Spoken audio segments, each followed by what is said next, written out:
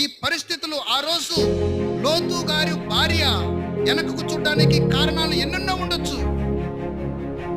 అవన్నీ కూడా ఆమె కొద్ది దూరం ముందుకే వెళ్ళింది, కానీ తర్వాత వెనకకు తిరిగి చూసింది, ఉప్పు స్తంభం అయిపోయింది.